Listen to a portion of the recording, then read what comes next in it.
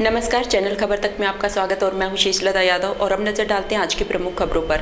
जिला कलेक्टर जितेंद्र कुमार सोनी सरकार द्वारा लगाए जा रहे महंगाई राहत शिविरों की सुबह से मॉनिटरिंग करते नजर आए, जिसका नजारा कलेक्ट्रेट में लगाए जा रहे महंगाई राहत शिविर में देखने को मिला, जहाँ जिला कलेक्टर ने स्वयं लोगों की समस्याएं सुनी और उनका मौके पर ही निष्पादन कराया। साथ ही वहाँ मौजूद कर्मचारियों को बेहतर से बेहतर कार्य करने के लिए निर्देशित किया। इस दौरान पत्रकारों को धन्यवाद देते हुए जिला कलेक्टर सोनी ने कहा कि मीडिया महंगाई राहत शिविर के प्रचार प्रसार को लेकर बढ़िया कार्य कर रहा है। उन्होंने कहा कि शहर में करीब 110 स्थायी शिविर आयोजित किए जा रहे हैं। हालांकि शुरुआती चरणों में इन शिविरों में कुछ कमी आई थी, जिनमें अब सुधार किया गया है। अब अधिक रजिस्ट्रेशन हो रहे हैं। अब शिविर में आने वाले लोगों के लिए पानी, बैठने सहित छाया की समुचित व्यवस्था की गई है। इसके बाद भी यदि कोई भी समस्या आएगी तो उसका समय रहते तुरंत ही निष्पादन किया जाएगा। वहीं जिला कलेक्टर ने लोगों से अपील करते हुए कहा कि अधिक से अधिक संख्या में पहुंचकर लोग योजनाओं का लाभ उठाएं। के अंदर अभी हम कलेक्ट्रेट का जो स्थायी कैंप है उसमें है। इसके अलावा भी शहर में कई सारे स्थायी कैंप लगे हुए हैं। शुरुआती जो दिन था उसमें कुछ एक कमियां थी, लेकिन धीरे धीरे सुधार हो रहा है। लगातार मैं प्रिंट मीडिया, इलेक्ट्रॉनिक मीडिया के जो साथी हैं उनको धन्यवाद दूंगा कि आपने बहुत अच्छे ढंग से प्रचार प्रसार किया, जिसका फ़ायदा ये हुआ कि अब शहर वासियों को और ज़िले वासियों को पता है कि इस कैंप का जो रजिस्ट्रेशन है वो 30 जून तक चलेगा। और यह ग्राम पंचायत वाइज है, 2-2 दिन वहाँ रुकेंगे, वार्ड वाइज है, 2-2 दिन वार्ड वाइज लगेगा, और स्थायी कैंप 110 है अपने ज़िले में, वहाँ पे 30 जून तक चलेगा। रजिस्ट्रेशन बहुत अच्छा हो रहा है। अच्छी संख्या में लोग हर MRC पे पहुँच रहे हैं। हमने सबको इस चीज़ के लिए पाबंद कर रखा है कि बैठने की, पानी की, तमाम तरह की व्यवस्थाएँ सुनिश्चित हों। फिर भी चूँकि जब काम होता है, हो सकता है किसी कारण से, तकनीकी कारण से, सर्वर ना चलने से, किसी अन्य कारण से कोई दिक्कत आती है, पर जैसे ही सूचना मिलती है तो यथासंभव उसको जल्दी से जल्दी सही करते हैं। मैं आपके माध्यम से पुनः एक बार समस्त जिले वासियों से विनम्र निवेदन करूंगा कि ये सारे कैंप जो हैं वो आपकी सुविधा के लिए हैं, 30 जून तक चलेंगे। हमारा प्रयास ये रहेगा कि रजिस्ट्रेशन से कोई वंचित ना रहे, इसलिए इसमें बिल्कुल परेशान होने की जरूरत नहीं है। आप रजिस्ट्रेशन कहीं से भी करा सकते हैं। जिला कलेक्टर जितेंद्र कुमार सोनी ने बुधवार को नगर परिषद का औचक निरीक्षण किया। इस दौरान कलेक्टर को आता देख नगर परिषद अधिकारी और कर्मचारियों के हाथ पांव फूल गए। सभी अपने अपने कार्यालयों की फाइलों को व्यवस्थित करते नजर आए। निरीक्षण के दौरान लाइट नहीं होने से जिला कलेक्टर नाराज नजर आए। इसे लेकर कलेक्टर जितेंद्र सोनी ने अधिकारियों को फटकार लगाते हुए तुरंत प्रभाव से लाइट और जनरेटर की व्यवस्था कराए जाने के लिए कहा। वार्ड नंबर 11 के पार्षद देवेंद्र रसगनिया ने कहा कि नगर परिषद के हालात नरक परिषद के समान है। स्वयं जिला कलेक्टर ने भी देखा कि 11:30 तक भी विभाग के JEN, AEN, XEN और बाबू नदारत मिले। सभी महंगाई राहत कैंप में ड्यूटी लगने का हवाला देते हैं, जबकि आमजन नगर परिषद और राहत कैंप में परेशान हो रहा है। नगर परिषद में जन्म मृत्यु प्रमाण पत्र, विवाह पंजीयन, पट्टे के कार्य सहित अन्य कार्य प्रभावित होने से जनता को परेशानियों का सामना करना पड़ रहा है। आप स्वयं सुनिए नगर परिषद की अव्यवस्थाओं और खस्ता हाल दशा को लेकर वार्ड नंबर 11 के पार्षद देवेंद्र रसगनिया ने क्या कहा। पूरे नगर परिषद में लाइट नहीं है, 11:30 बज चुके हैं, नगर परिषद में एक भी स्टाफ नहीं है। कलेक्टर साहब ने खुद निरीक्षण किया है, ना JEN है, ना AEN है, ना एक्शन है, ना बाबू है। यहाँ लोग जो जनता जो घूम रही है, आम जनता, किसी कोई पट्टे के लिए घूम रही है, कोई जन्म मृत्यु के लिए घूम रही है, कोई अन्य काम है, तो नगर परिषद में कोई काम नहीं है। ये महंगाई राहत कैंप के नाम से सारे कर्मचारियों ने छुट्टी मार रखी है। कोई कैंप में कोई काम नहीं हो रहा और सारे कर्मचारी छुट्टी मार रहे हैं। आप जनता यहाँ परेशान हो रही है। हमने कलेक्टर साहब को बताया कि मान लो देखो यहाँ एक भी कर्मचारी नगर परिषद में नहीं है। लाइट के लिए कलेक्टर साहब ने कहा है कि जनरेटर तुरंत प्रभाव से जनरेटर लगाया जाए ताकि आम जनता को यहाँ राहत मिल सके। लेकिन आम जनता को राहत जब मिलेगी जब यहाँ कर्मचारी होगा, स्टाफ होगा। आप भी स्वयं मीडिया कर्मी, आप सारे के कमरे में गए, सारी कुर्सियाँ खाली पड़ी थी, आपने देखा एक भी JEN आपको नहीं मिला, निर्माण ना एक्शन मिला, ना AEN मिला। यहाँ एक भी बाबू नहीं है कुर्सी पे। एक सब मान ले कमिश्नर साहब के PA जो उनके साथ घूम रहे थे, नहीं नगर परिषद में कोई सिंगल स्टाफ नहीं। बेरोजगार किसान और मजदूरों के हक के लिए गुरुवार को बहरोड विधायक बलजीत यादव ने काले कपड़े पहनकर होप सर्कस से लेकर भगत सिंह चौराहे तक अपने समर्थकों के साथ दौड़ लगाई। इस दौरान उनके साथ उनकी विधानसभा क्षेत्र के युवाओं सहित अन्य लोग मौजूद थे। बहरोड विधायक बलजीत सिंह ने बताया कि उन्होंने विधानसभा में मुख्यमंत्री के सामने किसानों, मजदूर, युवाओं की मांग को लेकर 200 विधानसभाओं में काले कपड़े पहनकर दौड़ लगाने का ऐलान किया था, जिसको लेकर वे 100 से अधिक विधानसभाओं में दौड़ लगा चुके हैं। इसी कड़ी में उन्होंने अलवर शहर विधानसभा में होप सर्कस से लेकर भगत सिंह चौराहे तक अपने समर्थकों के साथ दौड़ लगाई है। अलवर नगर परिषद के सभी सफाई कर्मचारी गुरुवार से हड़ताल पर चल रहे हैं। इस दौरान सफाई कर्मचारियों ने हाथ में झाड़ू लेकर नगर परिषद गेट के बाहर प्रदर्शन किया। राजस्थान सरकार द्वारा निकाली गई सफाई कर्मियों की भर्ती प्रक्रिया पर आगामी आदेश तक रोक लगा दी है। ऐसे में सफाई कर्मचारियों में भारी रोष है। वहीं सफाई कर्मियों की भर्ती में ओबीसी सामान्य वर्ग को शामिल करने का विरोध भी देखने को मिल रहा है। सफाई कर्मचारियों का आरोप है कि अन्य वर्गों के लोग उनके अधिकारों को छीनने में लगे हुए हैं, जबकि उनके समाज द्वारा पीढ़ी दर पीढ़ी साफ सफाई मेला ढोने का काम किया जा रहा है। सफाई कर्मचारी बाबूलाल ने बताया कि उनकी 5 मांगे हैं, जिनके पूरा होने पर अब सफाई कर्मी काम पर लौटेंगे। उन्होंने बताया कि मांग पत्र में 30,000 पदों की भर्ती में वाल्मीकि समाज के लोगों को शामिल करने, अन्य वर्गों से सन 2018 में लगे सफाई कर्मियों को सफाई कार्य में लगाने, ऑफलाइन आवेदन करने, वाल्मीकि समाज के लिए अनुभव प्रमाण पत्र की अनिवार्यता समाप्त करने सहित कई मांगे हैं। सफाई कर्मचारियों के हड़ताल पर रहने से शहर की सफाई व्यवस्था चौपट हो जाएगी। जगह जगह कूड़े कचरे के ढेर लग जाएंगे। वहीं नालियों की साफ सफाई नहीं होने से नालियों का बदबूदार गंदा पानी सड़कों पर आ जाएगा। ऐसी निवेदन है, सन 2018 के अंदर 456 आदमियों की भर्ती हुई थी।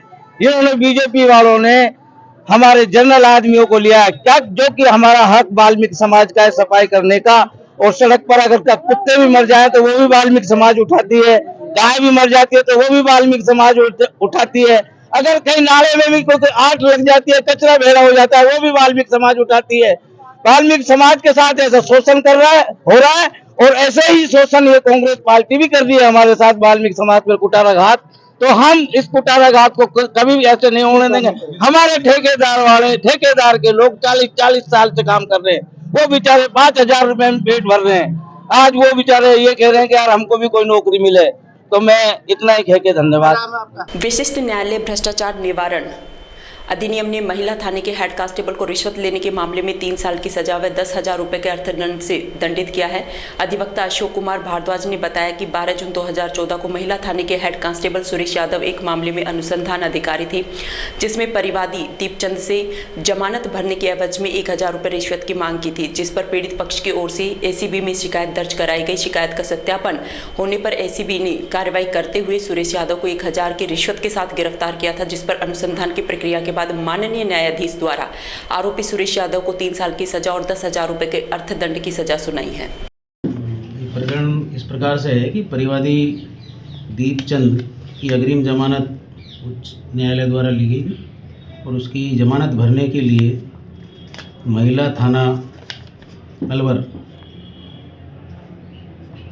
के सुरेश यादव, जो कि उस प्रकरण के अनुसंधान अधिकारी थे और हेड कांस्टेबल के पद पर कार्यरत थे, तो सुरेश यादव द्वारा परिवादी से उसकी जमानत भरने की एवज में और 1,000 रुपये रिश्वत की मांग की गई थी। और दिनांक 12/6/2014 को आरोपी सुरेश को परिवादी से 1,000 रुपये मांग कर प्राप्त करने पर रंगे हाथों एसीबी द्वारा गिरफ्तार किया गया था और उसके विरुद्ध न्यायालय में चालान पेश किया गया था।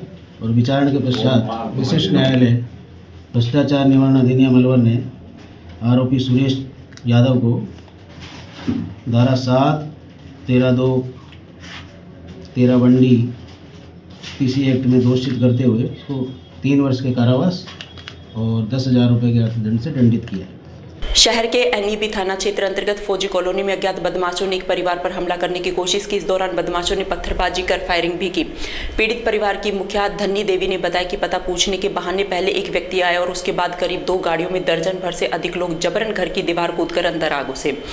उनके हाथों में डंडे और पत्थर थे। डर के मारे परिवार के सभी लोग घर के अंदर जा घुसे और दरवाजे की कुंडी लगा ली। इस दौरान बाहर खड़े अज्ञात बदमाशों ने पत्थर मारकर उनके घर के शीशे तोड़ दिए। इस दौरान उन्हें जान से मारने की धमकी दी गई और उन्होंने हवाई फायरिंग भी की। हमलावरों के जाने के बाद घटना की सूचना एनईबी थाना पुलिस को दी गई। सूचना पाकर पुलिस मौके पर पहुंची और घटनास्थल का मौका मुआयना किया। पुलिस को दी गई शिकायत के आधार पर मामले की जांच की जा रही है। गल्ला आदमी पहले तो आए ये गाड़ी लेके और बूझ कर चले गए, फिर आया है वहां से सब भाग कर आया है, सबन का हाथन में हथियार। अच्छा, हाँ। कितने लोग आए थे? कम से कम कोई 15-20 था। अच्छा, तो यहाँ पे क्या की उन्होंने? भाटा फेंका, डंडा पे छड़ गया और गाली दे रहे हैं बुरी तरह से। अच्छा, फायरिंग भी की उन्होंने? हाँ। अच्छा, धड़ा धड़ शीशा वीसा सबन फोड़ गया। अच्छा, तो कौन कौन था घर पे उस टाइम? हम ही यहाँ बस और नु कह खा जाएगो आगे खाल में तो है जो लो भर दूंगा। राजस्थान अधीनस्थ कंप्यूटर कर्मचारी संघ के बैनर तले कलेक्ट्रेट के सामने दिया जा रहा धरना प्रदर्शन और हड़ताल चौथे दिन भी जारी रहा। इस दौरान सुबह से अलवर जिले के सभी आईटी कार्मिक, सूचना सहायक एवं सहायक प्रोग्रामर मौजूद रहे। कार्मिकों ने बताया कि 11 सूत्रीय मांगों को लेकर सरकार के नाम जिला प्रशासन को ज्ञापन सौंपा है। उनकी मांग है कि सूचना सहायकों की ग्रेड पे 3600 और सहायक प्रोग्रामर की 4200 ग्रेड पे होनी चाहिए। वे पिछले 10 वर्षों से सरकार की विभिन्न योजनाओं का संचालन कर रहे हैं। सरकार ने उनकी अवहेलना कर खुद के पैरों पर कुल्हाड़ी मारने जैसा कार्य किया है। उन्होंने कहा कि जब तक उनकी मांगों को नहीं माना जाएगा तब तक राजस्थान अधीनस्थ कंप्यूटर कर्मचारी संघ की सामूहिक अवकाश और हड़ताल जारी रहेगी। यहाँ पर आईटी यूनियन के हमारी हड़ताल हो रही है।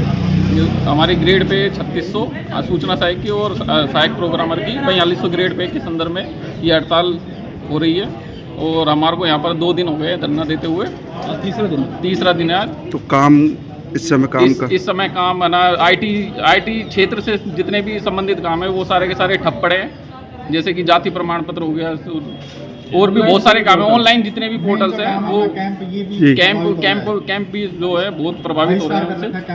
पॉक्सो कोर्ट अलवर ने नाबालिग के साथ दुष्कर्म के आरोपी को आजीवन कारावास की सजा सुनाई है। साथ ही आरोपी पर 57,000 रुपए का जुर्माना भी लगाया गया है। विशिष्ट लोक अभियोजक अनूप कुमार खटाना ने बताया कि पीड़िता के परिजनों ने रेनी थाने में 2 नाबालिग बेटी से दुष्कर्म का मामला दर्ज करवाया था। रिपोर्ट में बताया कि उसकी दोनों बेटियां स्कूल जा रही थी, तभी स्कूल में पूर्व में कंप्यूटर पढ़ाने वाले शिक्षक अंकित ने उन्हें रोककर अपने घर चलने की बात कही, जिस पर दोनों बहनें शिक्षक के घर चली गई। घर पर अंकित और उसके दोस्त ने दोनों बहनों के साथ अलग अलग कमरों में दुष्कर्म की घटना को अंजाम दिया। घर आने पर दोनों बहनों ने आप बीती अपने परिजनों को बताई। इसके बाद परिजनों ने घटना को लेकर थाने में मामला दर्ज कराया, जिस पर थानाधिकारी ने आरोपी के खिलाफ पॉक्सो कोर्ट में विभिन्न धाराओं में आरोप पत्र प्रस्तुत किया। दोनों पक्षों की बहस सुनने के पॉक्सो कोर्ट संख्या 4 के न्यायाधीश हेमंत सिंह बघेला ने आरोपी अंकित को आजीवन कारावास की सजा सुनाई। साथ ही आरोपी पर 57,000 रुपए का अर्थदंड लगाया। वही मामले में अन्य आरोपी रणजीत पर मामला विचारणीय है।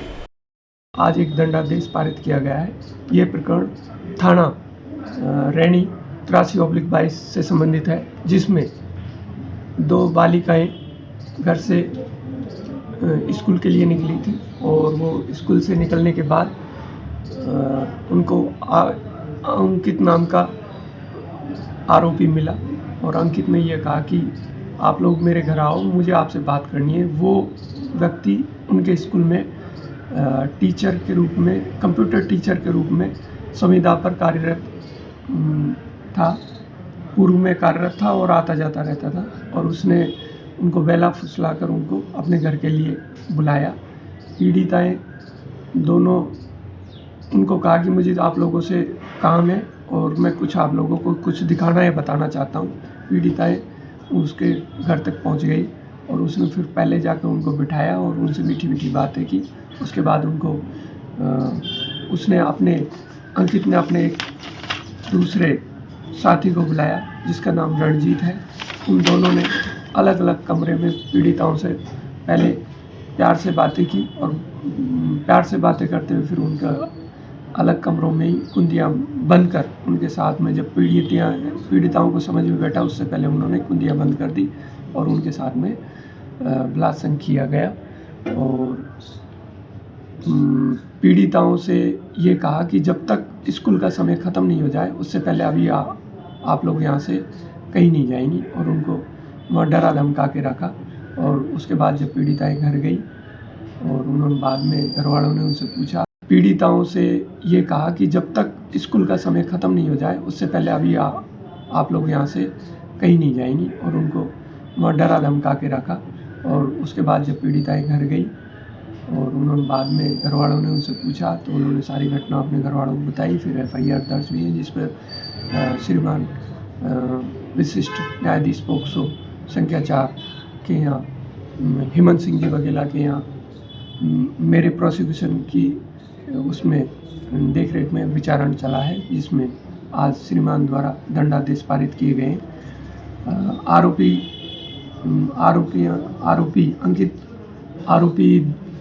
जो दूसरा आरोपी रणजीत है उसके खिलाफ मफरूरी में कार्रवाई चल रही है। और आरोपी अंकित के आज दंडादेश सुनाया गया है, जिसमें आरोपी को विरुद्ध 376 DA में IPC में भारतीय आजीवन कारावास, जिसका अभिप्राय अभियुक्त के शेष प्राकृत जीवन काल के लिए कारावास होगा। उसमें उसे फाइन 20,000 रुपये का फाइन जमा कराना होगा। 376(3) में आईपीसी में 20 वर्ष का कठोर कारावास व 10,000 रुपये के जुर्माने से दंडित किया गया है। पोक्सो में 5L/6 में 20 वर्ष का कठोर कारावास व 10,000 रुपये जुर्माना। 5O/6 पोक्सो में 20 वर्ष का कठोर कारावास व 10,000 रुपये का जुर्माना। 366 आईपीसी में 5 वर्ष का कठोर कारावास व 5,000 रुपये जुर्माना। 363 आईपीसी में 3 वर्ष का कठोर कारावास व 2,000 रुपये जुर्माना। सभी सजाएं मुख्य सजा के साथ में साथ साथ चलेंगी और कुल मिलाकर 57,000 रुपये जुर्माना से दंडित आरोपी को किया गया। नजर बगीची स्थित राजस्थान राज्य भारत स्काउट गाइड कार्यालय में गुरुवार को मुख्य जिला शिक्षा अधिकारी पूनम गोयल और जिला मुख्य आयुक्त स्काउट गाइड की अध्यक्षता में जिला मूल्यांकन समिति एवं जिला तदर्थ कार्यकारिणी की बैठक का आयोजन किया गया, जिसमें सभी स्थानीय संघों के सचिव, संयुक्त सचिव, प्रभारी commissioner, scout guide leader, trainer, सहायक ट्रेनर आदि ने भाग लिया। स्काउट गाइड सीईओ कल्पना शर्मा ने बताया कि यह बैठक साल में एक बार ली जाती है। इसका उद्देश्य है कि पिछले सत्र में हमने किन किन गतिविधियों का आयोजन किया, जो हमारे लक्ष्य थे उसमें हमने कहां तक पूर्ति की, इनका मूल्यांकन किया जाता है। आगामी सत्र में राज्य मुख्यालय के निर्देश अनुसार उनके द्वारा किन किन गतिविधियों का आयोजन स्थानीय संघ स्तर और जिला स्तर पर किया जाना है, इन सभी की योजनाएं बनाई जाती है। इन सभी का लेखा जोखा और मूल्यांकन इस बैठक के माध्यम से किया गया है। आज नजर बगीची अलवर में जिला मूल्यांकन समिति की बैठक एवं जिला तदर्थ कार्यकारिणी की बैठक का आयोजन आदरणीय श्रीमती पूनम गोयल मैडम, मुख्य जिला शिक्षा अधिकारी एवं जिला मुख्य आयुक्त स्काउट गाइड की अध्यक्षता में अभी 11 बजे से आयोजित की जा रही है, जिसमें सभी स्थानीय संघों के सचिव, संयुक्त सचिव, प्रभारी commissioner, scout guide leader, trainer, सहायक लीडर, ट्रेनर भाग ले रहे हैं। यह मीटिंग साल में एक बार आयोजित की जाती है और इस मीटिंग का जो उद्देश्य है वो ये है कि पिछले सत्र में हमने किन किन गतिविधियों का आयोजन किया और जो हमारे लक्ष्य थे उनकी हमने कहाँ तक पूर्ति की, स्थानीय संघवार उनका मूल्यांकन किया जाता है।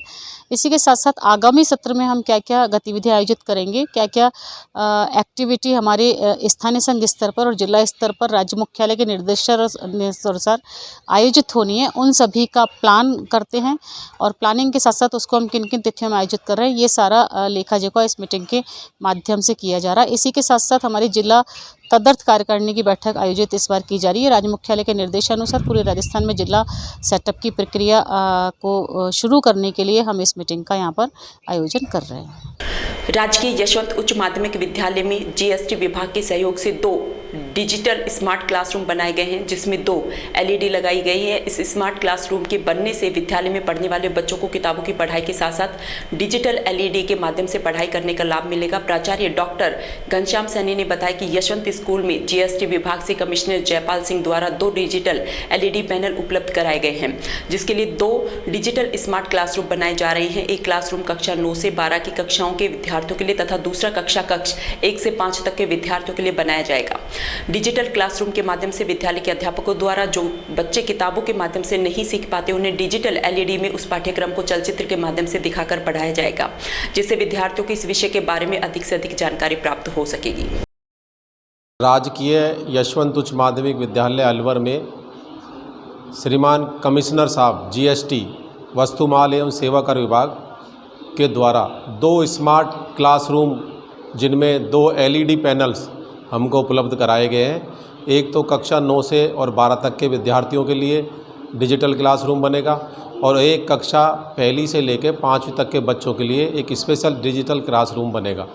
तो 2 एलईडी पैनल हमको उपलब्ध करा दिए गए हैं और जैसा आप पीछे मेरे देख रहे हैं, उनका उद्घाटन कार्य सम्माननीय कमिश्नर साहब जयपाल सिंह द्वारा दिनांक। क्या फ़ायदा मिलेगा बच्चों को इसमें, किस तरह से सीखने में मदद मिलेगी?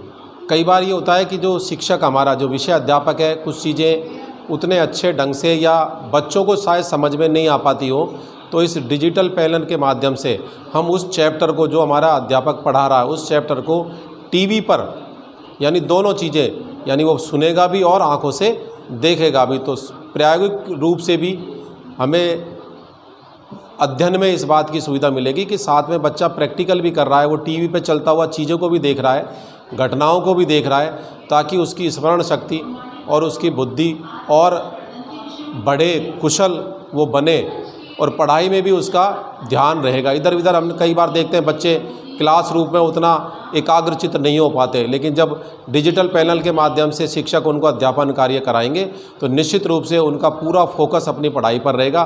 सामने उनको अपनी आंखों से चलचित्र दिखाई देंगे, घटनाएं दिखाई देंगी, ताकि वो उस विषय से उस संबंधित चीज़ों को ग्रहण कर सके। ऐसी कक्षा 1 से और 5 तक के बच्चे हैं, उनके लिए छोटी छोटी पोएम्स हैं, कहानियाँ हैं, कविताएं हैं और लर्निंग की जो चीज़ें हैं वो टीवी के माध्यम से वो देख पाएंगे, तो उनमें पढ़ाई के प्रति और ज़्यादा रोमांच पैदा होगा। और यही हमारा उद्देश्य है कि बच्चा क्लास में बैठे, क्लास में टिके, ताकि उसको अधिक से अधिक ज्ञान प्राप्त हो सके। ग्राम मौजदिका के ग्रामीणों ने जल जीवन मिशन के कनेक्शनों के एवज में पैसा मांगने की समस्या को लेकर जिला कलेक्टर को ज्ञापन सौंपा है।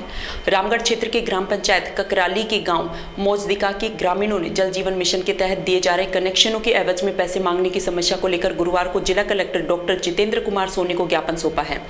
ग्रामवासी जीतू गुजर ने बताया कि उनके गाँव मौजदिका में जल जीवन मिशन के तहत 2 बोरवेल लगे हैं, जिनको लगे हुए करीब 7 से 8 महीने हो गए हैं, लेकिन PHED विभाग की लापरवाही की वजह से अभी तक ये चालू नहीं हो पाए हैं। विभाग द्वारा एक प्राइवेट व्यक्ति जो उनके गांव का ही है, उसके द्वारा घरेलू कनेक्शनों के एवज में प्रत्येक घर से 500 रुपए लिए जा रहे हैं, जो कि राज्य सरकार की बजट घोषणा के विपरीत है।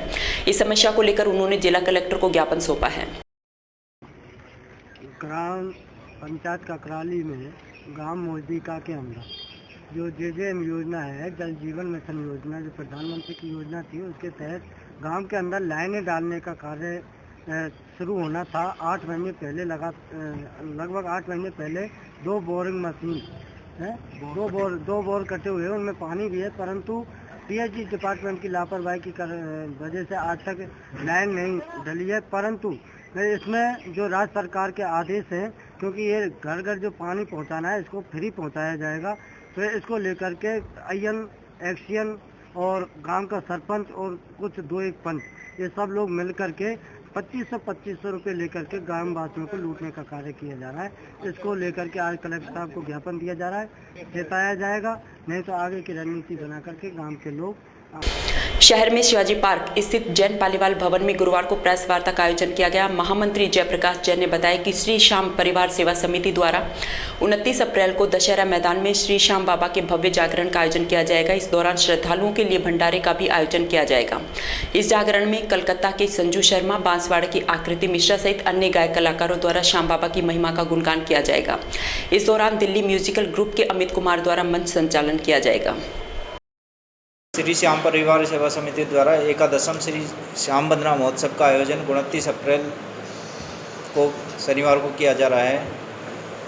यह हमारा 11वां प्रोग्राम है। बीच में कोविड की वजह से 2 साल प्रोग्राम हुआ नहीं। इस प्रोग्राम में 8 से 10 हज़ार श्याम भक्त आने की संभावना है। 29 अप्रैल वार शनिवार को श्री श्याम बाबा का श्याम परिवार सेवा समिति द्वारा 11वें भव्य जागरण का आयोजन दशहरा मैदान पे किया जा रहा है,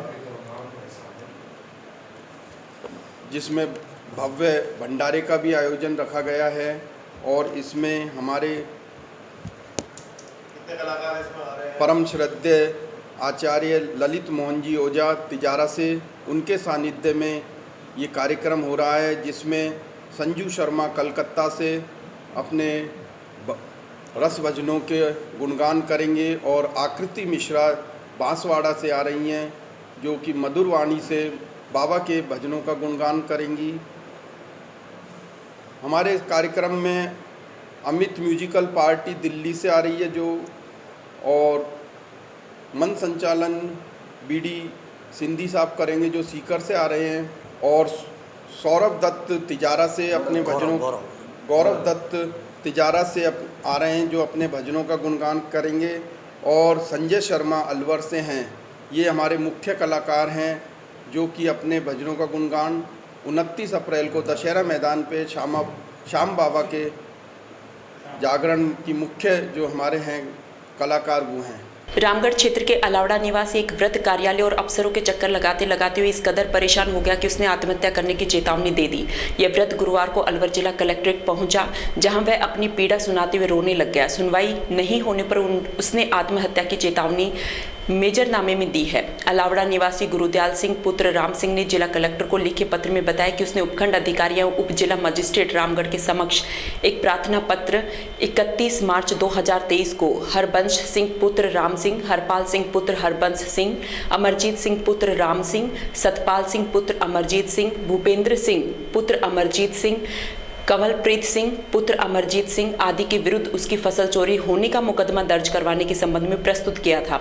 इसके बाद उप जिला मजिस्ट्रेट रामगढ़ द्वारा पुलिस अधीक्षक अलवर को एक पत्र दिनांक 3 अप्रैल 2023 को जारी कर प्रार्थी की रिपोर्ट पर अग्रिम एवं आवश्यक कार्यवाही हेतु प्रेषित किया था। गुरुदयाल ने बताया कि उसकी उम्र करीब 78 साल है तथा उसकी पत्नी हरबंस कौर करीब 75 साल की है। दोनों वयोवृद्ध हैं। वहीं हरबंस कौर हार्ट पेशेंट है। ऐसी अवस्था में भी मुलजिमान और इनके परिवार की औरतें लगातार उन्हें प्रताड़ित करते रहते हैं और धीरे धीरे उनकी नामजद जमीन जायदाद पर कब्जा कर हड़प रहे हैं। आरोपियों ने उनकी दुकान का ताला तोड़कर अपना ताला लगा दिया है। इनके द्वारा पूर्व में भी उसका पैर तोड़ दिया, जिसका मुकदमा ACJM रामगढ़ में चल रहा है। मुलजिमान आदतन अपराधी प्रवृत्ति के हैं और हर समय मारने पीटने को तैयार रहते हैं। इन द्वारा उसे उसकी दूसरी टांग तोड़ने की भी धमकी दी जाती है। मेरे भाइयों ने इतनी तंगी कर रखी कि मेरी टांग भी तोड़ दी और वो जीना मारने को वक्त मेरे पीछे अब भी देखो कितने लाशियों से मारते हैं और कोई सुनवाई नहीं है। CM साहब के पास गया जयपुर 3 बार और 50 बार SP साहब और कलेक्टर साहब के पास आया, कोई सुनवाई नहीं है राजस्थान में। किस बात को लेकर मारते हैं आपको? जमीनी विवाद है, मेरी जमीन नहीं देते। कितने बीघे जमीन है, कहाँ पर है आपकी जमीन? अलावड़ा के अंदर 6 बीघे जमीन है और वो उसको दबा के बैठे हुए हैं। ना SDM साहब को सुनते हैं, ना थाने वाले सुनते हैं और ना ही कोई तहसीलदार पटवारी सुनता है। कब से हो आप इस तरह से? लगभग कितने साल से चक्कर लगा रहे हो आप अधिकारियों के? मैं 18 से चक्कर लगा रहा हूँ। 18 से आज 23 हो गई है और कोई सुनवाई नहीं है एक पैसे का भी। और मेरे को बहुत भारी परेशान कर रखा है, मार रहे हैं, बुरी तरह मारते हैं। कौन कौन लोग हैं, क्या नाम है जो आपके साथ मारपीट करते हैं? हरबंस सिंह है, उसका लड़का हरपाल सिंह है। हरबंस सिंह राम सिंह का पुत्र है, मेरे भाई है छोटा। उससे बड़ा अमरजीत सिंह है और उसके 3 लड़के हैं और वो कभी भी गाली गलौज करते हैं। हम 70-75 साल की मेरे घर से है और 78 साल का मैं हूँ। आज आप किससे मिलने आए हो?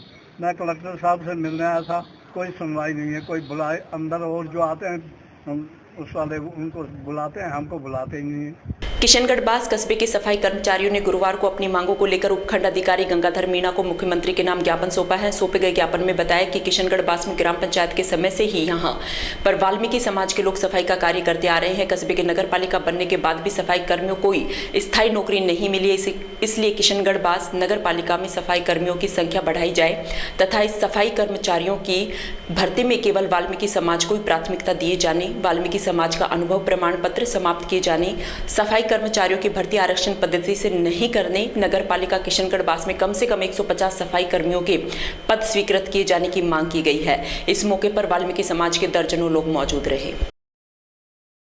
बानसूर कस्बे में 2 पक्षों के बीच जमीनी विवाद को लेकर खूनी संघर्ष हो गया, जिसमें करीब 8 लोग गंभीर रूप से घायल हो गए। यह मामला गांव हाजीपुर का है, जहां जमीनी विवाद को लेकर जमकर लाठी डंडे कुल्हाड़ी चली। झगड़े की सूचना बानसूर पुलिस को दी गई और सभी घायलों को बानसूर के उप जिला अस्पताल लाया गया, जहां उनका उपचार किया जा रहा है। हेड कांस्टेबल नीरज कुमार ने बताया कि सुबह गाँव हाजीपुर में बावरिया समाज के दोनों पक्षों के बीच जमीनी विवाद को लेकर झगड़ा हो गया। इस दौरान बने सिंह, रतन, कृष्णा तथा दूसरे पक्ष के अजय, कर्मजीत, विद्यादेवी, सागर, मोनिका निवासी डाबला पाटन गंभीर रूप से घायल हो गए। सभी घायलों का चिकित्सालय में उपचार किया जा रहा है। वहीं पुलिस ने मामला दर्ज कर जांच शुरू कर दी है। छोटा वाला भाई था, मिस्त्री थे। उसके बाद में हम 2 भाई अपने गेहूं लेने के लिए गए थे। पीछे से उन्होंने मौका देखा, 10-15 आदमी आए और उनके साथ पूरे हथियार के साथ आए थे। क्या क्या था उनके पास हथियार? उनके पास कुल्हाड़ी, लठ, पत्थर, ये साधन थे उनके पास। और हम दोनों भाई, जैसे ही हमें पता चला कि भाई घर झगड़ा हो रहा है, हम दोनों आए तो हमारे भी आते ही उन्होंने भी यही हाल किया। तो आपके पक्ष की ओर से कितने लोग घायल हुए इसमें? मेरे पक्ष से 5 आदमी। क्या इस चीज़ को लेकर पहले पुलिस को सूचना दे रखी थी? पहले सूचना दे रखी थी हमने। 15 दिन पहले हमने SDM के थाने में दोनों जगह एप्लीकेशन लगा रखी है। बाकायदा उसके अंदर हमने पट्टा भी दे रखा है और पंचायत से NOC जो निर्माण परमिशन होती है वो भी लगा रखी है। पुलिस ने कोई कार्रवाई नहीं। थाना पर सुबह 10:30 बजे करीब सूचना मिली हाजीपुर में कावरिया समाज के 2 पक्षों में आमने सामने झगड़ा हुआ है जमीन मकान के विवाद को लेकर। तो रवाना हुए, एक पक्ष थाने पर आ गया था, उनको हॉस्पिटल ले गए। तब तक दूसरा पक्ष भी हॉस्पिटल आ गया और दोनों ही पक्षों को MO साहब को ट्रेनिंग देकर मेडिकल करवाया जा रहा है। फावड़े वगैरह से आपस में एक दूसरे की गंभीर चोटें मारी है। इलाज जारी है और अनुसंधान जारी है। कठुमर कस्बे में श्रीमद् भागवत कथा तथा सप्ताह ज्ञान यज्ञ के शुभारंभ पर 5 गांव में मंगल कलश यात्रा के साथ शोभा यात्रा निकाली गई। ये कार्यक्रम श्री निर्गुण महाराज जटवाड़ा मंदिर पर महंत हंसादास महाराज के सानिध्य में किया जाएगा। इस दौरान पंडित भगवान सहाय शास्त्री द्वारा कथा वाचन किया जाएगा। स्वयं सेवक राहुल जटवाड़ा ने बताया 26 अप्रैल से 3 मई तक होने वाली भागवत कथा के लिए खेड़ा, हनुमानबाज, संतोखपुर, निठारी, जटवाड़ा से बैंड बाजे के साथ मंगल कलश यात्रा निकाली गई। इस दौरान रामबीर सिंह नरुका, राम भरोसी, ओमकार ज्ञान सिंह, भागचंद बनवारी सहित सैकड़ों महिला पुरुष मौजूद रहे। कठुमर क्षेत्र की ग्राम पंचायत टिटपुरी में महंगाई राहत कैंप आयोजित किया जा रहा है। पंचायत समिति कठुमर क्षेत्र में कुल 3 कैंप आयोजित हुए। इस कैंप में उपखंड अधिकारी लाखन सिंह गुर्जर मोर्चा संभालते हुए दिखाई दिए। इस दौरान शांतिपूर्ण तरीके से लोगों के रजिस्ट्रेशन कराए। यहां बिजली, छाया, पानी की पर्याप्त व्यवस्था रही। लाभार्थियों को कुर्सियों पर बैठाकर उनका विभिन्न योजनाओं का रजिस्ट्रेशन किया गया। सुबह से शाम तक रजिस्ट्रेशन कार्य चलता रहा। पंजीकरण का प्लाज्मा टीवी के माध्यम से प्रसारण चलता रहा। इस मौके पर तहसीलदार राजेश मीणा, विकास अधिकारी यशवंत शर्मा, सहायक अभियंता शिवराम मीणा, ब्लॉक सांख्यिकी अधिकारी वर्षा मीणा, अतिरिक्त विकास अधिकारी योगेश सैनी, तौफिक सहित सभी अधिकारी कर्मचारी मौजूद रहे। कठुमर कस्बे में तुलसी महारानी के ससुराल गणेश मंदिर पर गाजे बाजे के साथ किन्नर समाज के लोग पहुंचे। इस दौरान मंदिर पुजारी और कस्बे वासियों ने अतिथियों का जोरदार स्वागत किया। गौरतलब रहे कि 22 अप्रैल को मंजू किन्नर के तुलसी महारानी और गणेश मंदिर के भगवान शालिग्राम का विवाह धूमधाम से हुआ था। वहीं परंपरा और विवाह की रस्म अनुसार तुलसी महारानी को लेने के लिए मंजू किन्नर डीजे पर नाचते हुए अपनी शिष्यों के साथ गणेश मंदिर पहुंची। इस मौके पर गणेश मंदिर के पुजारी परिवार को विदा देकर परंपरा निभाई। नीमराना में गुरुवार को कर्मचारी भविष्य निधि और HR फॉर्म ऑफ नीमराना के संयुक्त तत्वाधान में नीमराना की पाली कंपनी में एक सेमिनार का आयोजन किया गया। इस दौरान कर्मचारियों के भविष्य को ध्यान में रखते हुए अलग अलग बिंदुओं पर चर्चा की गई। कार्यक्रम के मुख्य अतिथि क्षेत्रीय भविष्य निधि आयुक्त संजय गुर्जर रहे। वहीं इस अवसर पर KG कौशिक के साथ साथ सभी कंपनियों के प्रतिनिधि भी मौजूद रहे। सेमिनार में मौजूद कंपनी कर्मचारियों ने आयुक्त के समक्ष अपनी अपनी बातें रखी, जिनका मुख्य अतिथि द्वारा अलग अलग बिंदुओं पर चर्चा कर उनका समाधान करने की बात कही गई। वहीं इससे पूर्व दीप प्रज्वलित कर मुख्य अतिथि को गुलदस्ता देकर उनका स्वागत किया गया। सेमिनार में अमन अरोड़ा, संजीव गुप्ता, KK शर्मा सहित HR फॉर्म के सैकड़ों कर्मचारी मौजूद रहे। उसने जो निर्देश जारी किए थे जनवरी में, उसके तहत हर माह की 27 तारीख को हम लोगों को एक ये प्रोग्राम मैंडेटरी फील्ड में जाके करना है। पहले ये आज से कुछ साल पहले तक ये भविष्य निधि अदालत के नाम से हम लोग ऑफिस में करते थे, जहाँ इसको काइंड ऑफ एक अदालत का रूप दिया जाता था कि आप आएंगे, आपकी चीज़ों को सुना जाएगा और उस पर कार्रवाई की जाएगी। उसको फिर हमने चेंज करके निधि आपके निकट के नाम से ऑफिस में ही करना चालू किया। ये हर माह की 10 तारीख को हम लोग निधि आपके निकट प्रोग्राम अपने ऑफिस में ही करते थे। जनवरी से ये डायरेक्शंस हमने शुरू की, क्योंकि ये प्रोग्राम एम्प्लॉयर और एम्प्लॉय सेंट्रिक है। इसमें हमें हमारे जो एम्प्लॉयर साथी हैं उनको क्या क्या समस्याएं आ रही हैं, जो हमारे श्रमिक वर्ग हैं या हमारी PF के जो मेंबर हैं, पेंशनर्स हैं, उनको PF से रिलेटेड क्या क्या ग्रीवेंसेज हैं, कुछ कंप्लेंट्स हैं, तो हम हर महीने की 27 तारीख को अलग अलग एरिया में जाके हम लोग उनके एरिया में जाके ही चीज़ें सुने। इसलिए इसको हमने एक निधि आपके निकट 2.0 नाम से इसको रीलॉन्च किया है और उसी कड़ी में आज ये शायद तीसरा प्रोग्राम है, तीसरा चौथा प्रोग्राम है। हम लोग हर महीने पहले एक बार हमने अलवर के MIA में किया, अलवर के हमारा चैम्बर ऑफ कॉमर्स भवन में किया। हम लोग आज अलवर में यहाँ कर रहे हैं पार्ले में, हमारे ऑफिस में भरतपुर और धौलपुर 2 डिस्ट्रिक्ट और हैं, तो दोनों डिस्ट्रिक्टों में अलग अलग जगह पे हमारी दूसरी टीम भी है। तो ये तो बेसिकली मैं प्रोग्राम के बारे में आपको बता रहा था कि क्यों हम लोग आज आपसे यहाँ मिल रहे हैं, कि एक जो इंटरेक्शन है हम लोगों का आपके साथ में वो थोड़ा सा ऐसा रहे कि ऐसा नहीं हो कि आपको हर छोटी चीज़ या जानकारी के लिए आपस ऑफिस में बैठ के, बहुत बार होता है कि ऑफिस में 1-to-1 इंटरेक्शन होता है, आप में से किसी कंपनी वाले को कोई प्रॉब्लम आई, वो आया, डिस्कशन किया और उसका सोल्यूशन हो गया।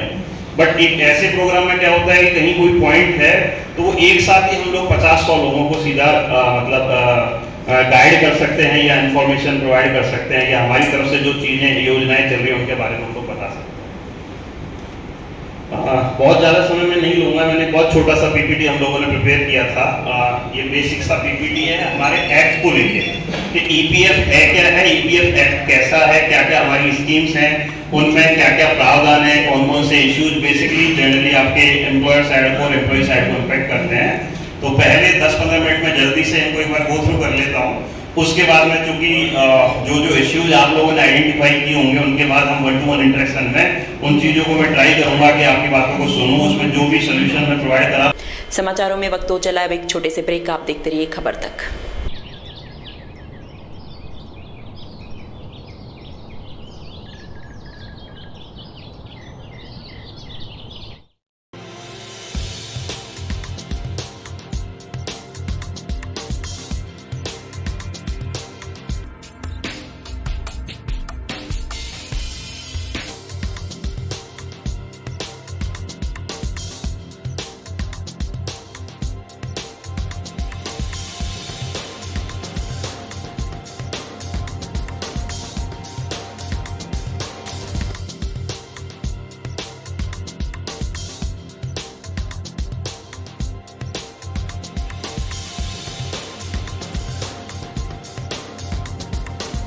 ब्रेक के बाद आपका फिर से स्वागत और अब चलते हैं खबरों की ओर। स्पेशल टीम बहरोड और थाना शाहजहांपुर पुलिस टीम द्वारा अपराधियों के खिलाफ अभियान चलाया हुआ है, जिसके तहत एक आदतन बदमाश जयवीर को एक अवैध देसी कट्टा लोडेड में एक जिंदा कारतूस सहित गिरफ्तार किया है। जयवीर के विरुद्ध पूर्व में भी लूट और डकैती के दर्जन भर प्रकरण थाने में दर्ज है। बदमाश वाहन चालकों के सिर में डंडा मारकर मोबाइल वाहन लूट की घटना को अंजाम देता है।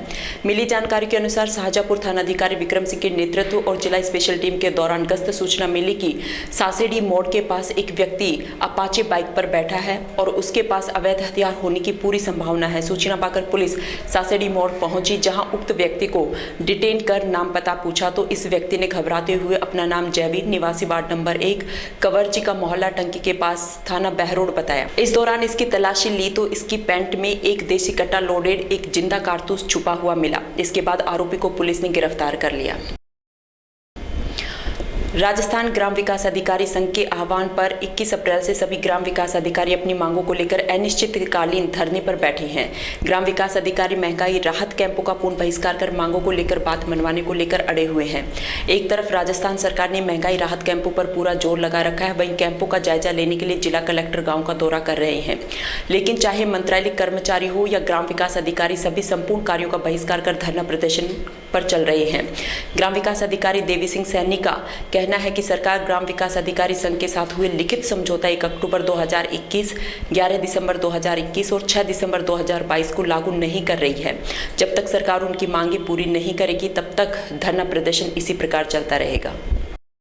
ये हमारा अनिश्चितकालीन धरना राहत कैंपों के विरोध में और प्रशासन गाँव के संघ अभियान के विरोध में चल रहा है। सरकार द्वारा हमारी लिखित जो समझौता हुआ था वो आज तक सरकार ने मान्य नहीं किया है, तो इसलिए हम सभी सेक्रेटरी हड़ताल पर हैं, बहिष्कार है हमारा।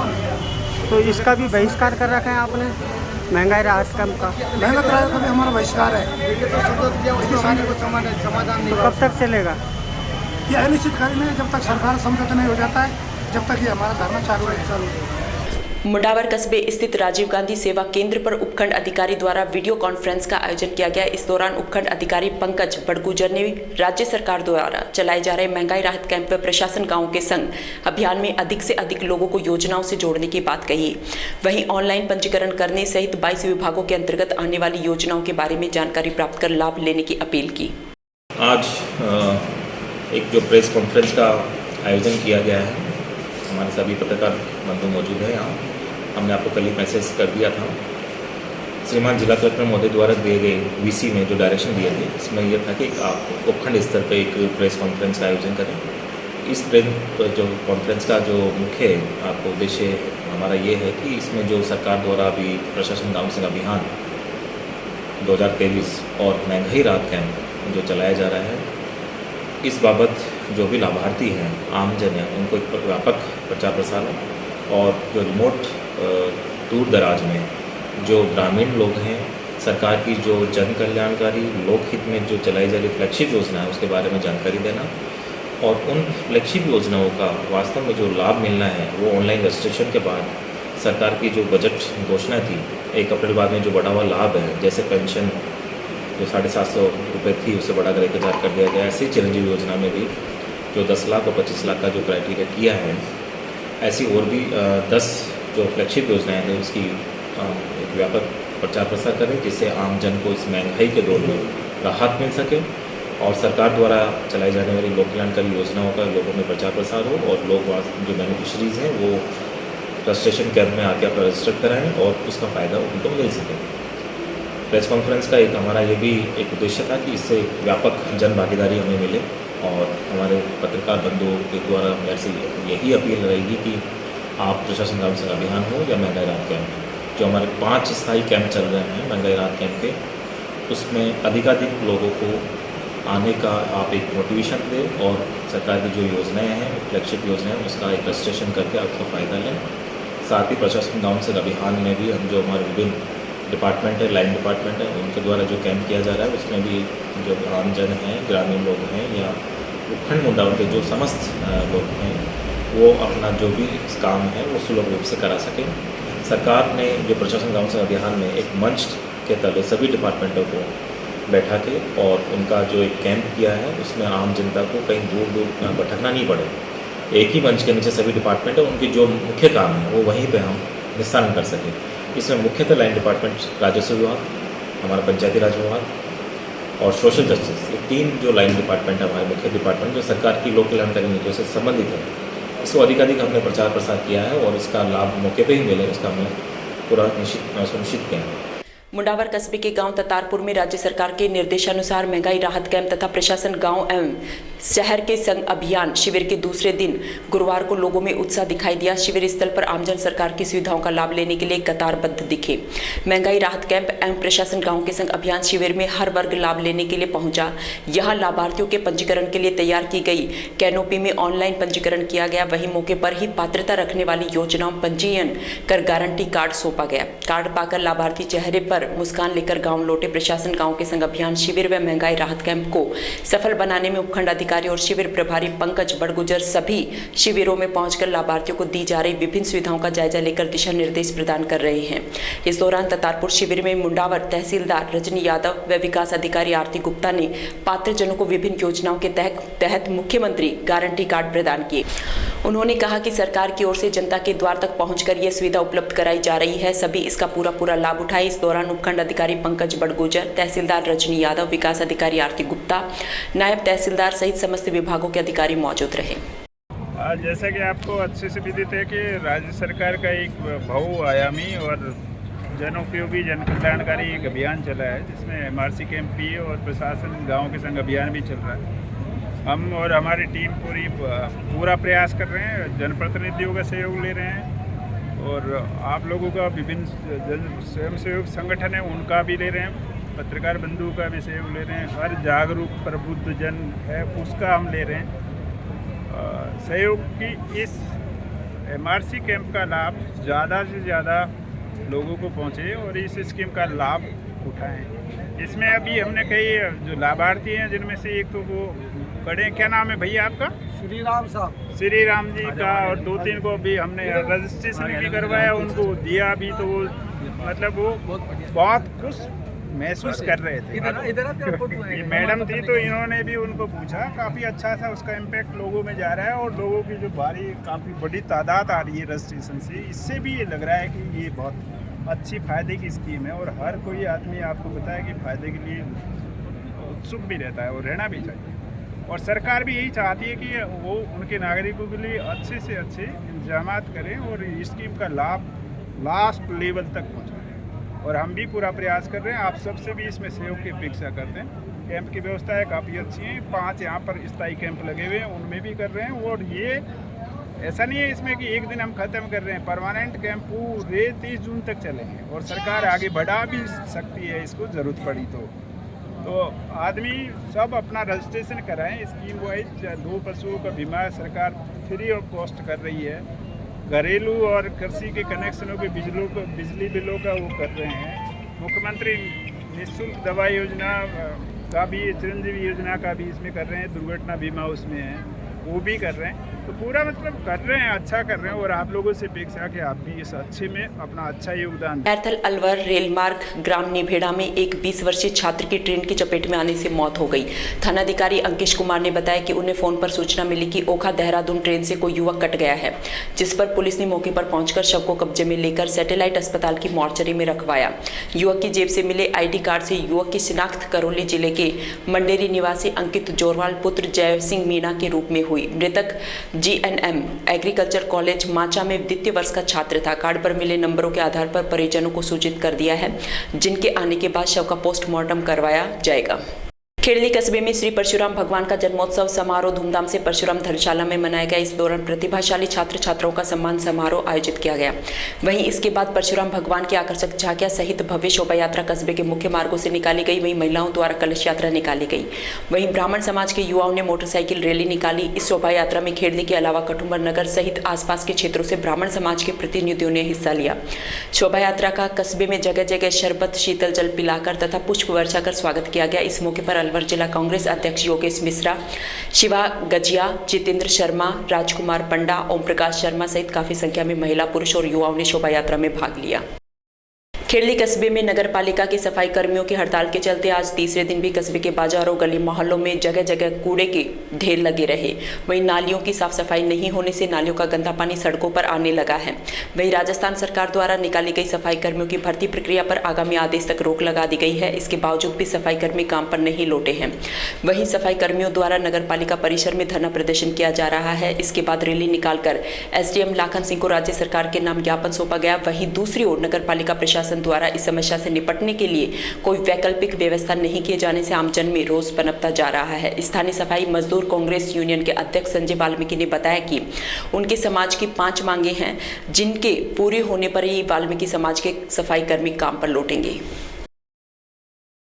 श्रीमान मुख्यमंत्री जी ने जो ये जगह निकाली है सफाई कर्मचारी की स्थगित कर दी है, अच्छी बात है। लेकिन मैं मुख्यमंत्री जी से हाथ जोड़ निवेदन करता हूँ कि जो ये भर्तियाँ हैं इनको सिर्फ पालवी समाज के लिए ही प्राथमिकता दी जाए और जो हमारा अनुभव है उसको समाप्त किया जाए।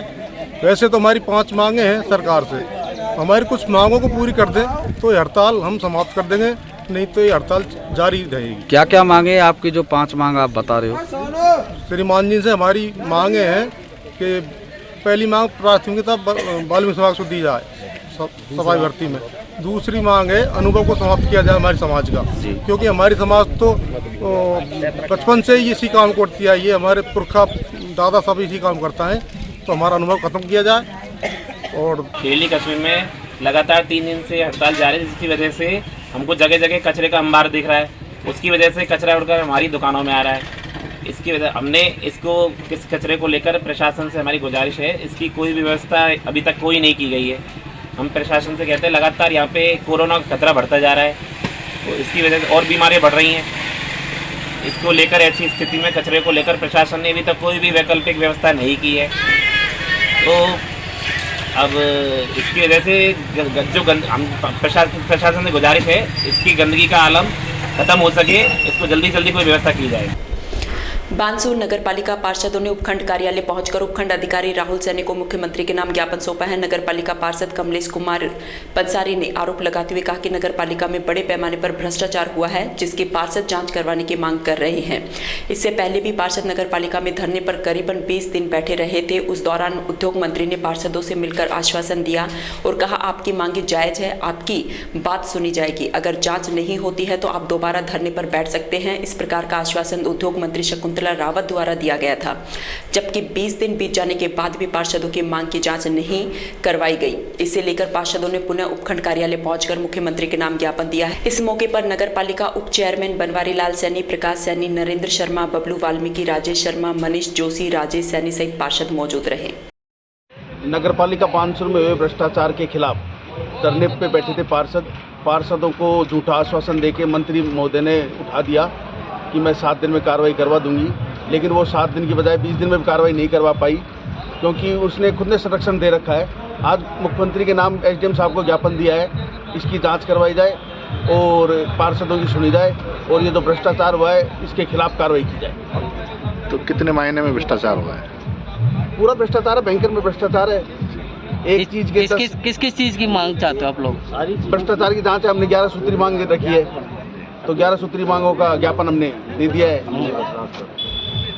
जिसमें ईओ को बर्खास्त किया जाए।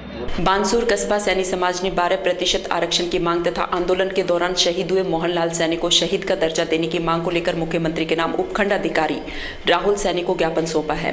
ज्ञापन में आंदोलन के दौरान शहीद हुए मोहनलाल सैनी को शहीद का दर्जा देने तथा परिवार को 1 करोड़ रुपए की आर्थिक सहायता और परिवार के एक सदस्य को सरकारी नौकरी दी जाए। वहीं सैनी समाज के लोगों ने मोहनलाल सैनी को श्रद्धांजलि दी और 2 मिनट का मौन धारण किया। समाज के लोगों ने बताया कि अगर सरकार उनकी मांगों को पूरा नहीं करती है तो समाज आगे की रणनीति बनाएगा और सड़कों पर उतरकर उग्र आंदोलन करेगा। इस मौके पर बड़ी संख्या में सैनी माली समाज के लोग मौजूद रहे।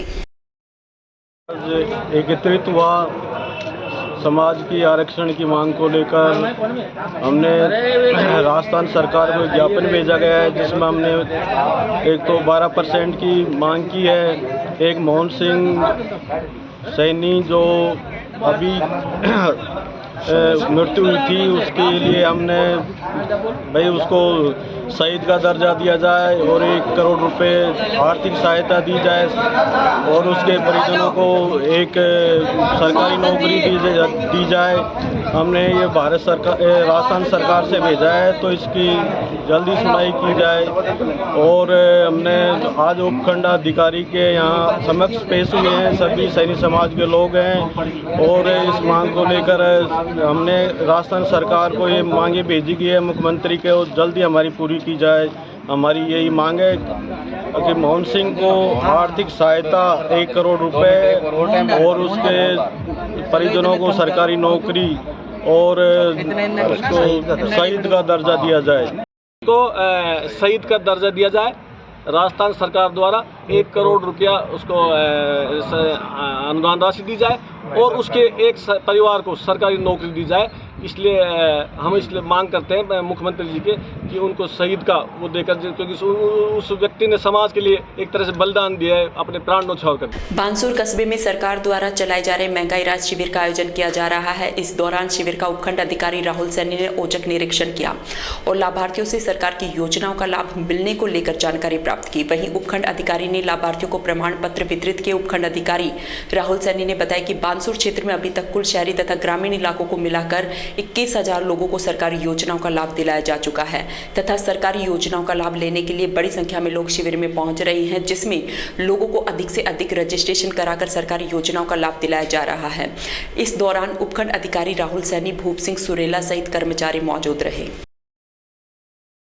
योजनाओं में मेरे को 8 लाभ मिले जी।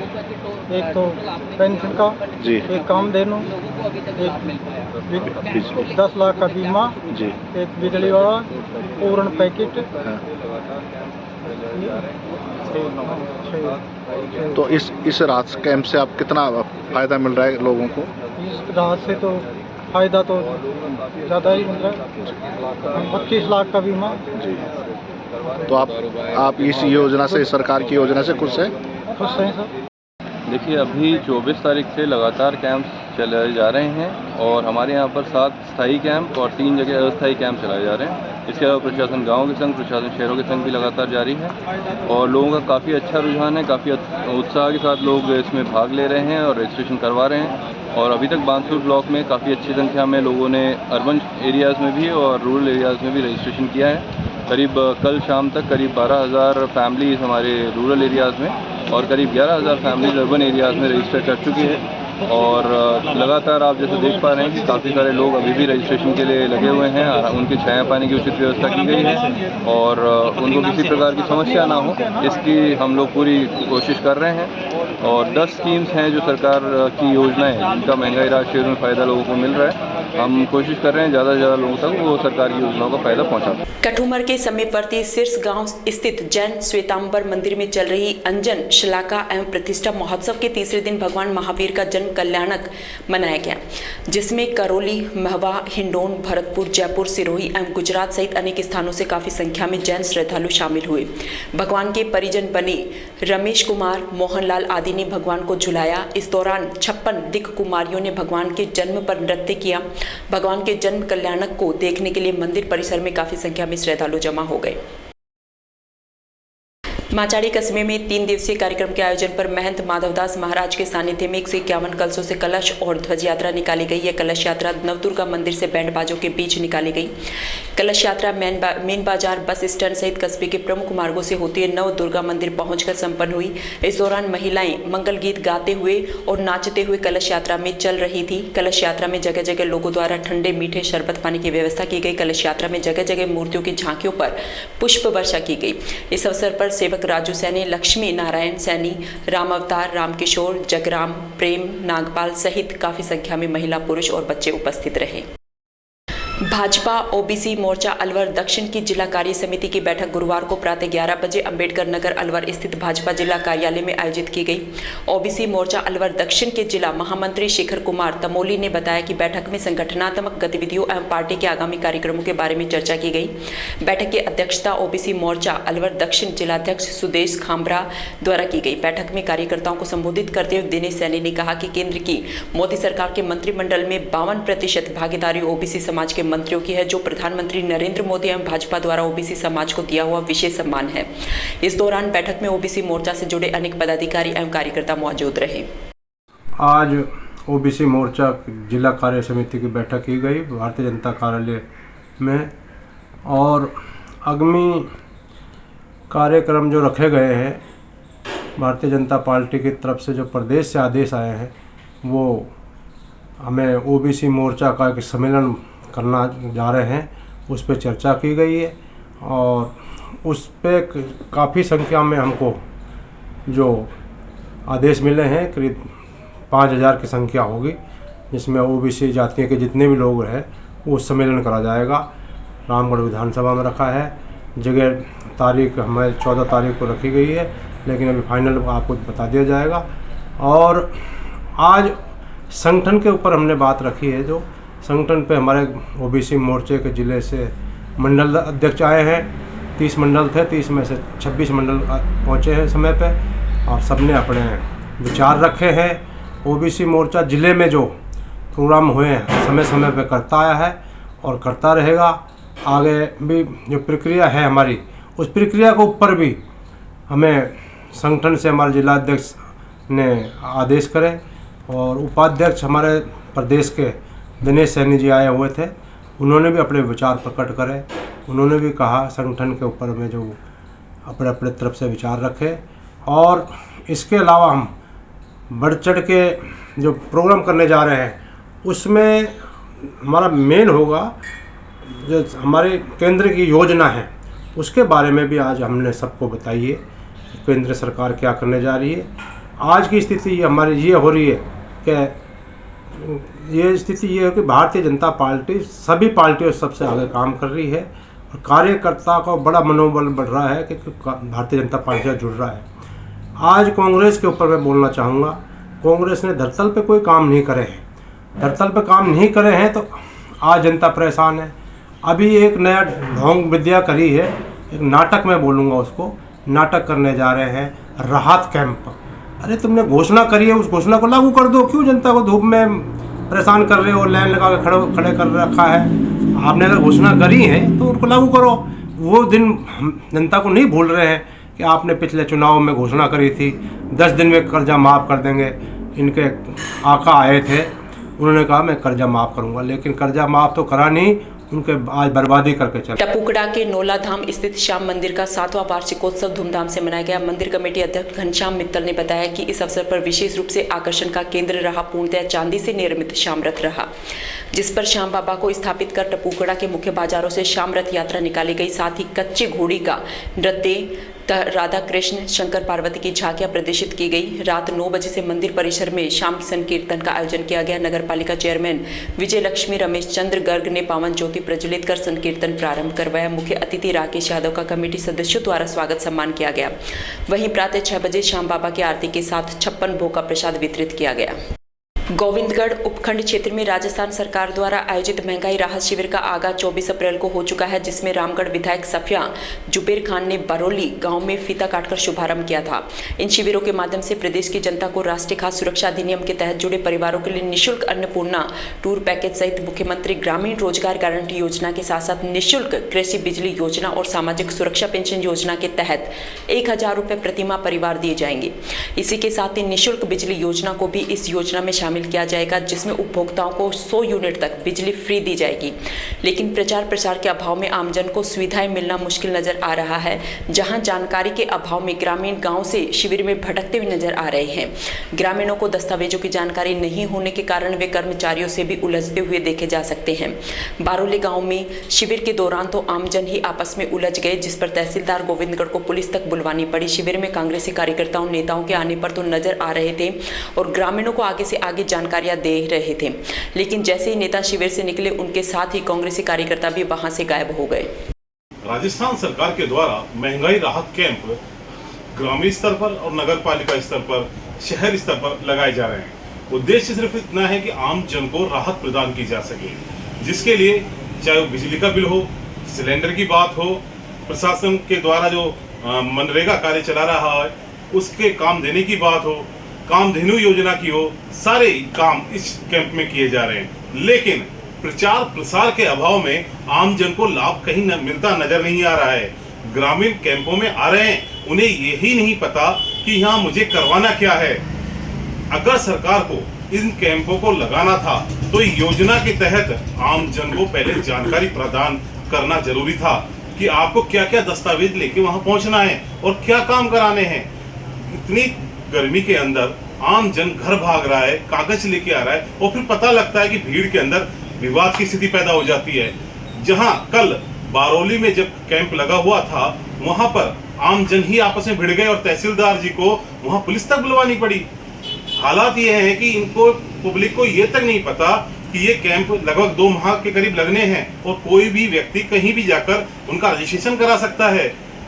प्रशासन अपनी खामियों को दबाने के लिए लगातार कार्य तो कर रहा है, लेकिन सही रास्ते से जिस प्रकार एक सुनियोजित ढंग से कार्य करना है, शायद वो नहीं कर पा रहे हैं। प्रशासन की मंशा ठीक है कि आप लाभ प्रदान करना चाह रहे हैं, लेकिन धरातल पर नजर नहीं आ रहा है। हाँ, कुर्सियों पर कांग्रेसी बैठे जरूर नजर आ जाते हैं और अपनी सरकार की योजनाओं के बारे में बताते हैं, लेकिन कांग्रेस के कार्यकर्ता भी सरकार की योजनाओं के बारे में आम जन को नहीं बता पा रहे कि किस प्रकार आपको यहाँ पर लाभ लेना है। हर स्थान पर कांग्रेसी नेता हैं, लेकिन सिर्फ वो नजर आते हैं फोटो खिंचवाने के लिए। नहीं, सभी को जो आता है उसको लाभ दे करके भेज दिया जाता है, यानी रजिस्ट्रेशन हो जाता है। लोगों को तुरंत राहत दी जा रही है या फिर अगली कोई तारीख दी जा रही है?